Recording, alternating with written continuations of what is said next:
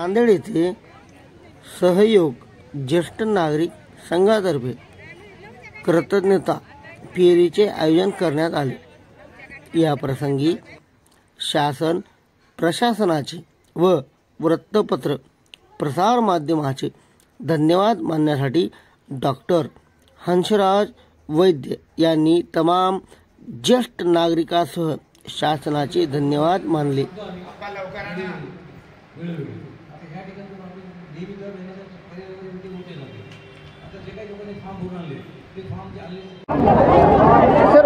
चालू करा। मी डॉक्टर हंसराज वैद्य, सहयोग ज्येष्ठ नागरिक संघाचा अध्यक्ष, नांदेडमध्ये गेली 40 वर्षापासून इथे वास्तव्य आहे। ज्येष्ठ नागरिकाबद्दल आमचा प्रयत्न होता। आमची फेस्कॉम म्हणून जी शिखर संघटना आहे मुंबईला, त्याच्या मागणीप्रमाणे आम्ही हे त्यांचे प्रश्न आपल्या ज्येष्ठांसाठी उचलून धरले आणि आजपर्यंत आम्हाला शासनाने, प्रशासनाने, वृत्तपत्र माध्यमांनी आणि प्रसार माध्यमांनी आपण सगळ्यांनी आम्हाला खूप मोठं सहकार्य केलं। त्यामुळे सरकारच्या नजरेपर्यंत आणि कानापर्यंत आम्ही जाऊ शकलो।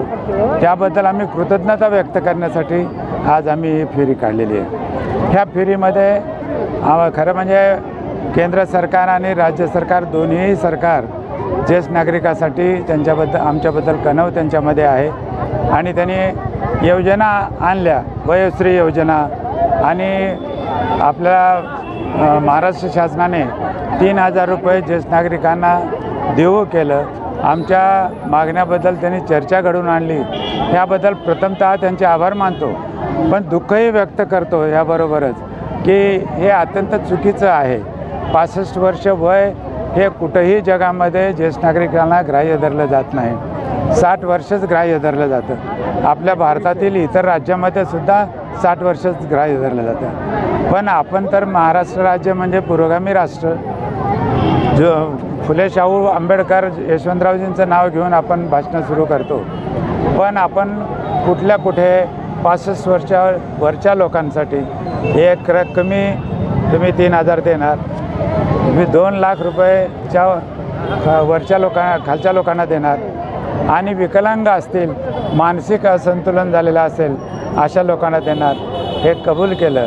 हे अत्यंत दुर्दैवी आणि चुकीचं आहे।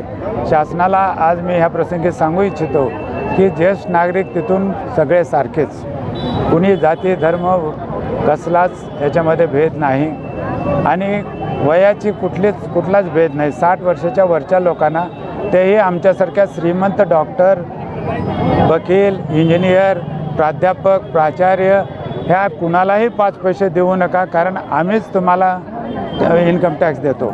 आमची मागणी ती नाही आहे। आमची मागणी ही आहे की गरजवंताला द्या, गरिबाला द्या, दुर्लक्षित वंचित जे आहेत त्यांना द्या। शेतकरी आहेत, शेतमजूर आहेत, कष्टकरी आहेत, कामगार आहेत, ज्यांचं कुठं नोकरी नाही पण सतत काम करत आहेत, विधवा आहेत, आमच्या अर्ध्यापेक्षा जास्त महिला विधवा आहेत, त्यांनी जगायचं तरी कशी असा प्रश्न आहे। विकलांग आहेत, कानाला ऐकू येत नाही, डोळ्याला दिसत नाही, चालता येत नाही, तोल जातो, असे कितीतरी लोक आहेत, त्यांच्यासाठी तुम्ही द्या। आणि तेही 60 वर्षाच्या वरच्या सगळ्याच लोकांना, म्हणजे गरजवंत लोकांना तुम्ही दर महिन्याला 3500 रुपये द्या। त्याचं कारण असं, महागाई आकाशाला भिडलेली आहे, त्यांना 2दाची रोटी आणि 2दाचा चहा एवढं जरी झालं तरी आम्ही समाधान आहोत। तुम्ही आम्हाला आमिष देऊ नका। एकीकडे म्हणताय दर जिल्ह्याभरात आम्ही वृद्धाश्रम काढणार, आम्हाला 3 तारांकित 5 तारांकित वृद्धाश्रम नको आहेत। आम्ही आमच्या कुटुंबातच दिलेल्या आम्ही राहतो, ज्या झोपडीमध्ये त्या झोपडीतच आम्ही आनंदाने राहतो। फक्त आम्हाला जेवणा खाण्याची, औषधा पाण्याची आणि राहण्याची, आमच्याला जर चहा पाण्याची व्यवस्था जर झाली तर आम्ही तुमचे सदैव आभारी राहणार आहोत। एवढंच ह्या प्रसंगी सांगतो। पुनश्च एकदा विनंती करतो, ह्या येणाऱ्या अर्थसंकल्पीय अधिवेशनामध्ये ज्येष्ठ नागरिकांसाठी खास बाब म्हणून मोठी तरतूद करा आणि हा प्रश्न जिव्हाळ्याने, अंतःकरणाने सोडवा, अन्यथा आम्हाला रस्त्यावर पुन्हा उतरावं लागेल आणि आमरण उपोषण करावं लागेल। त्याच्यामध्ये जर जीव जातील तर तुम्हाला त्याचं पाप भोगावं लागणार आहे। आणि आज जर तुम्ही आमचं मान्य केलं आणि आमच्या खात्यावर 3500 रुपये प्रतिमाह गरजवंताच्या जर भरू लागले तर आमचे तुम्हाला आशीर्वाद सदैवच राहणार आहेत, राहत आलेले आहेत आणि राहणार आहेत एवढंच या प्रसंगी सांगतो। पुनश्च एकदा प्रशासनाचे, शासनाचे, वृत्तपत्र माध्यमाचे आणि प्रसार माध्यमाचे, जनतेचे जे आमच्यावर प्रेम करतात ज्येष्ठ नागरिकावर त्यांचे आणि सर्व ज्येष्ठ माता, पिता, भगिनी आलेले आहेत, त्या सर्वांचे आभार मानतो आणि थांबतो। जय हिंद, जय महाराष्ट्र।